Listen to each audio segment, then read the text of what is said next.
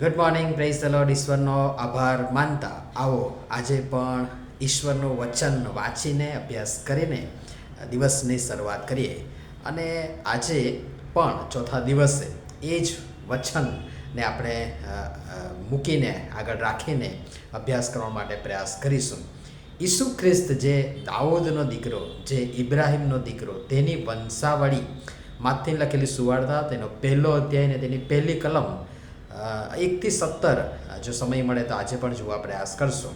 આજનો વિચાર ખ્રિસ્તમાં અતિ પ્રિય વાલા મિત્રો, પ્રભુ ઈસુ ખ્રિસ્તના આનંદદાયક નામમાં આપ સર્વને સવારની પ્રેમભરી સલામ. પવિત્ર શાસ્ત્ર બાઇબલમાં આપણને જૂના કરાર કરતાં નવા કરારનું વાંચન ટૂંકું અને સરળ સાથે રસપ્રદ લાગે છે. પણ નવા કરારની શરૂઆતના પ્રથમ પુસ્તકના પ્રથમ અધ્યાયની શરૂઆત જ વંશાવળીથી થાય છે, જે આપણને સીધા જૂના કરારમાં લઈ જાય છે. ને મોટા ભાગે આપણે આટલા ભાગને બહુ શું કહેવાય કે સ્પષ્ટ કહી શકું છું ને ચોક્કસ કહી શકું છું કે આપણે મોટા ભાગે આટલા ભાગને લગભગ ટાળી દઈ સીધા પહેલા અધ્યાયની 18મી કલમથી 25મી કલમ અને પછીના જે અધ્યાયો છે એમાં આગળ વધી જઈએ છીએ.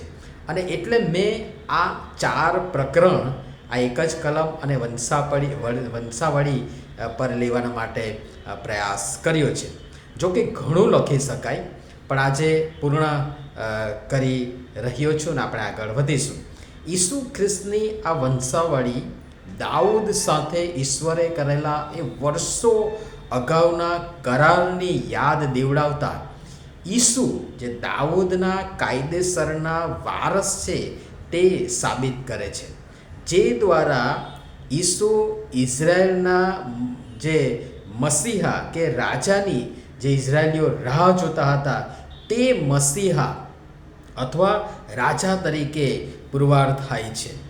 અને એમ ઈસુ પોતાના પાલક પિતા યુસુફ દ્વારા વારસ તરીકે દાઉદના કાયદેસરના વારસ અથવા અધિકૃત વંશ તરીકે આવે છે, પુરવાર થાય છે, જેની વંશાવળી મજબૂત, આ વંશાવળી જે આપવામાં આવે છે એ મજબૂત અને એકદમ ઠોસ સાબિતી છે, દસ્તાવેજી પુરાવો છે. અને માટે ભલે એ આપણને કંટાળાજનક લાગે અને માટે ભલે એ આપણને કંટાળાજનક લાગે, આપણે એને ટાળી દઈએ, પણ એક શબ્દ અને એક એમાં જે રહેલી વ્યક્તિ છે એ બહુ અગત્યના છે. પવિત્ર બાઇબલનું દરેક વચન એ ઈશ્વર પ્રેરિત છે અને પરખાયેલું છે, જેમાં ક્ષતિનો તો કોઈ સવાલ જ ઉઠતો નથી. પણ અમુક અઘરી ને ન સમજાય તેવી બાબતો પ્રત્યેનું આપણું જે વલણ જે છે, સવાલો વગેરે દ્વારા પણ હું અને તમે કોઈકને ઠોકરરૂપ બની શકીએ છીએ. પણ ઈશ્વરના વચનો ઈશ્વરની અફળતાનું પ્રતિબિંબ પાડે છે. અને આપણને ઘણીવાર ન સમજાય એનો મતલબ એ નથી કે એ વચનમાં ઉણપ છે, ના, હરગીજ નહીં. પણ એ આપણા જ્ઞાન અથવા સમજ અથવા તો સમજણની ઉણપ છે.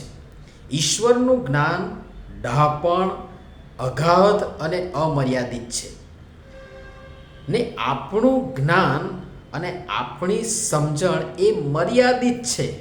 અને તેથી આપણે એ અમર્યાદિત ઈશ્વર ને તેના વચનોને પૂરેપૂરા કદી સમજી શકવાના નથી.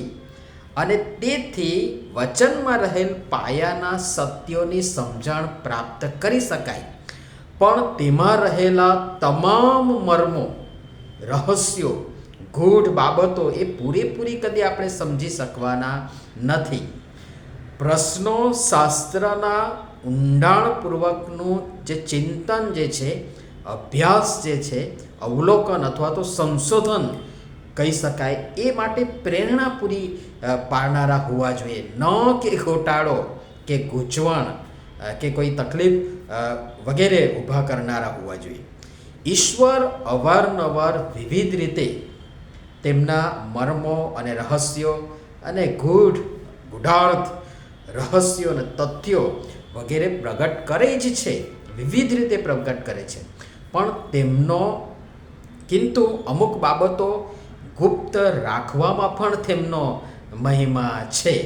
બાકી ઈશ્વરે દરેક ચીજ વસ્તુ જે માણસ ખોળી કાઢે છે, જુઓ કંઈ પણ નવું સંશોધન થયું હોય, શોધી કાઢવામાં આવ્યું હોય તો આ શબ્દ તમને જોવા મળશે કે આ શોધી કાઢ્યું, આ ખોળી કાઢ્યું. એ ઈશ્વરે દરેક ચીજ અને વસ્તુ જે માણસ ખોળી કાઢે છે કે શોધી કાઢે છે એ ઓલરેડી મૂકી જ છે, માટે તો માણસને મળે છે. અને તેથી કોઈ પણ વચનનું વધતું કે ઓછું મહત્ત્વ નથી, પણ દરેક સરખા છે ને ઈશ્વર પ્રેરિત છે, જે દરેક જેમ છે તેમ આપણે સ્વીકારી, સમજી, વાંચી આગળ વધીએ. આપણ સર્વને પ્રભુ આ બધું સમજવા કૃપા આપો, પ્રાર્થના કરીએ. પ્રેમાળ પિતા, તમારું વચન અફર છે, તમારો શબ્દ સનાતન છે, કારણ કે આદિએ શબ્દ હતો અને શબ્દ દેવની સંગાતે હતો અને શબ્દ દેવ હતો. જે શબ્દ સદૈવ થઈને અમારામાં વસ્યો, એ માર્ગ, સત્ય, જીવન અને તમારા તરફથી મળેલ એ અનિર્વાચ્ય દાનને માટે અમે તમારો આભાર માનીએ છીએ. કૃપા કરી અમને એ સત્યના માર્ગે ચલાવતા જીવન તરફ તમે દોરી લઈ જવા અમારી સર્વની તમે સહાય તથા મદદ કરો. પ્રભુ ઈસુના નામમાં આમેન. ધન્યવાદ.